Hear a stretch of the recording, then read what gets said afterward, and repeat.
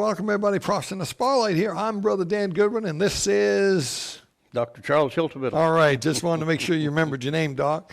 And it's good to have Doc back. We missed you for a couple weeks in a row there, I think.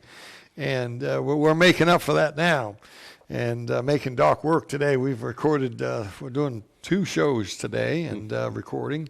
And so at the time of this recording, it's the next day after, we have a new Speaker of the House. And we don't talk too much about this kind of stuff on our show, but we felt like there may be something prophecy worthy here. And at least some parallels. Yeah, because God raises up men, doesn't he? Yes. And from what I know, and I don't know the man personally, Mr. Johnson, and from Louisiana, I believe. I don't know him personally, but I like him. I've seen clips of him over the years, and I've seen he seems to have a real strong stand, very conservative. And I said this when I heard that he got elected. I said this on Facebook. I said, we've got the most conservative Speaker of the House that we've had in decades. Yes. Decades. Yes. Many decades. I mean, more than 50 years probably. There's not been a guy. Much more, I think he's much more conservative than in my lifetime. Some we've had. I mean, not even counting the Democrat ones, but the Republican ones. John Boehner and Paul Ryan was terrible. Oh, yes. Newt Gingrich was the closest we had. Now he had some areas, but Newt was and is kind of a globalist kind of a guy. Oh, yes. But this guy is different. Yeah. And so you got a verse for us yes. that we thought might tie into what we're talking about here. Well, it seems like in the path of history, especially in Israel, at the times of the darkest, God always had somebody raised up. Mm-hmm. And in what we call the Hall of Faith, the 11th chapter of the book of Hebrews, verse 32 says, "And what shall I more say? For the time would fail me to tell of Gideon, and of Barak, and of Samson, and of Jephthah, of David also, and Samuel, and of the prophets." And he talks about the judges, the kings, and the prophets. And the names that he gives, every one of these names, if you really looked at their life, you call them, let's say we'd call it a Christian day, we would not say of any single one of them that they were a stellar Christian. They all had some pretty dark spots in their lives and character.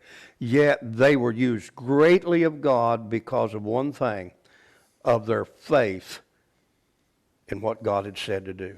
And I was shocked to see him go to the platform with his Bible. This is the new Speaker of the House. The new Speaker of the House, and make some, what I would call, in face of what he was looking at, some pretty bold Christian statements. Well, from what I understand, and different preachers I've talked to, they say he's a solid, born-again believer.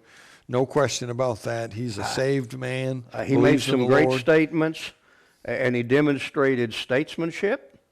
He demonstrated the desire not for confrontation, but for open dialogue against the other party. Now, the night before, when he was nominated, there's a picture of him with the conference behind him. They're all there, and his head is bowed. He's praying. Yeah. The night before, he led in prayer. Yeah. I thought that was very impressive. And he spoke of his family. He spoke of I would call genuine faith. Yeah. And so maybe it's kind of like a few years ago, I believe God gave us a season of grace when Mr. Trump was president. Yeah.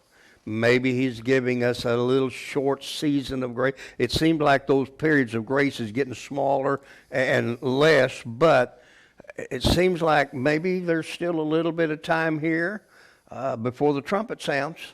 Yeah. And so the night before, the vote was the next day, and unanimous. Yeah. I was shocked. I didn't even see it. I was busy. I was really busy. And I knew it was taking place at noon, but I got a text, and it was Miss Alana, who's from Iowa, she sent me a text and said, "Did you hear? We got a Speaker of the House." I said, "No, I didn't hear." She said it was unanimous. Yes, it was.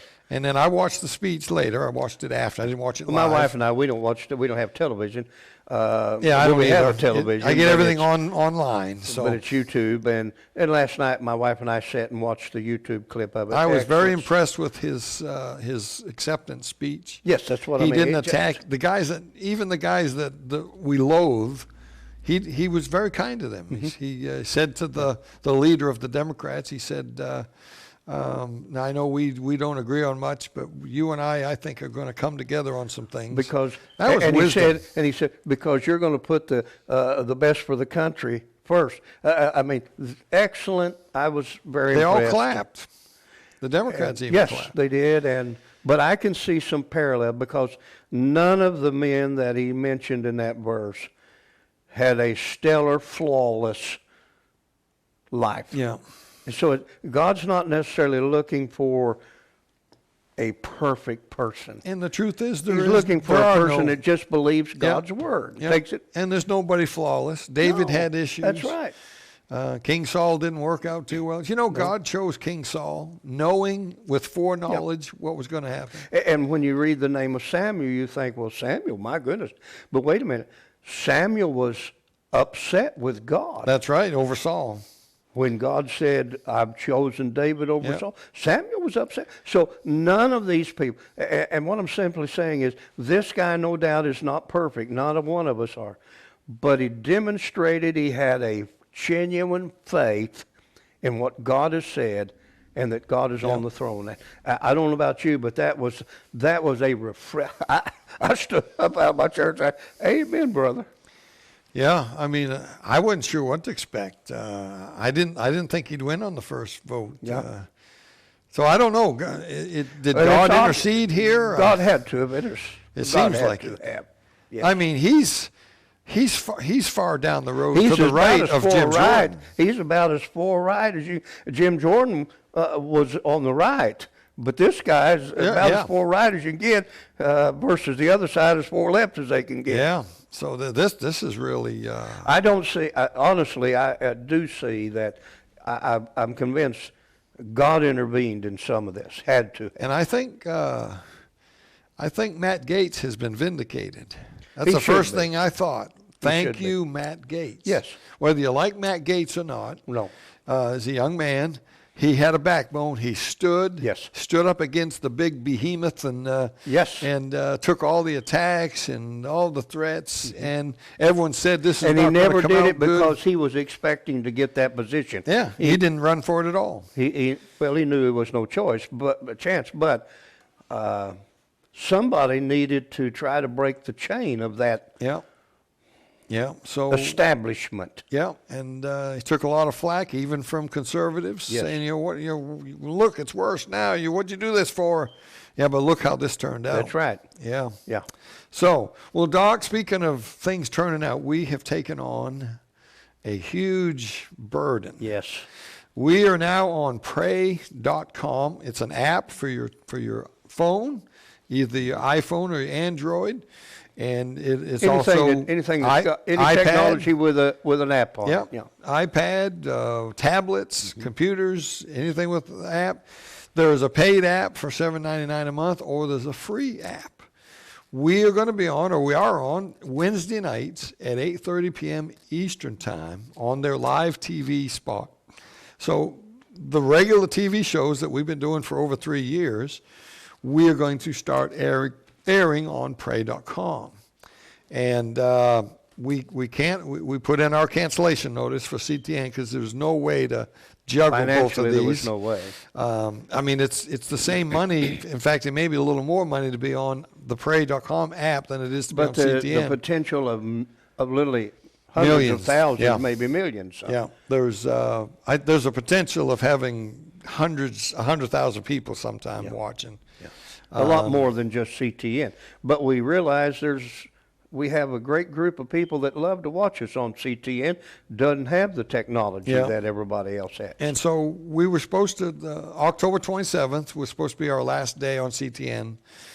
A week before that, I called CTN. I talked to Brother Steve, and I said, boy, I'm really concerned about this. We've got some people that have called, and I feel like our audience has grown in the last few months, and I believe it has. And I even think we have some new givers from there. And I said, I was feeling really remorseful about leaving. Right. I would say, how can we stay? So I looked at the bank account, and I said, we've got a bit of a surplus here. I think we can handle another month, and maybe something will happen.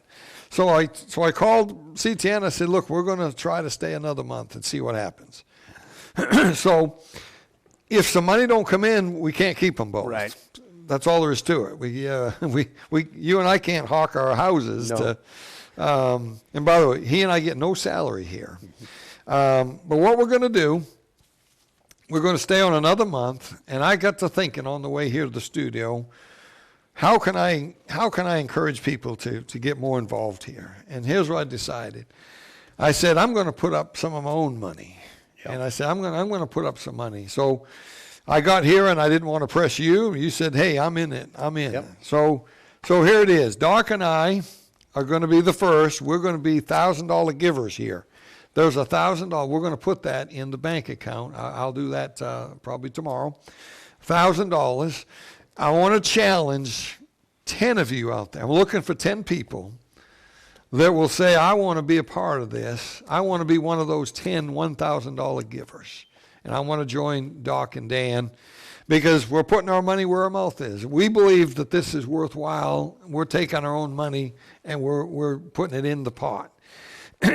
So we're asking for some of you out there, whether you're listening via the radio or whether you're watching us here on YouTube, as many of you do, and maybe you already give on a monthly basis, or maybe you give now and then. And that's fine. We wouldn't want you to give more than you can afford. But maybe God's tugging at your heart right now, and you're thinking, I could give $1,000 right now. And I believe this is worthy of it. I believe we're going to expand our crowd. Tens of thousands more people are going to get into viewing our show. I believe this could be huge. So we're looking for 10 people who want to be in the $1,000 club here and give a one-time gift of $1,000. Now you say, well, I can't, but I can give $500. We'll take it. Or I can give $100. We'll take anything. Whatever you can afford, whatever God lays on your heart. But we're really looking for them 10 people who can scrape up $1,000. Now all you do is call the 800 number, 888-505-SPOT, 888-505-7768. Okay? You can call, you can donate over the phone, or you can send a check, make it out to Prophet in the Spotlight. And the address is on the website, or you can call the number. We'll give it to you. It scrolls on the screen every now and then, the address to send a check. And or just go to the website, prophetinthespotlight.com.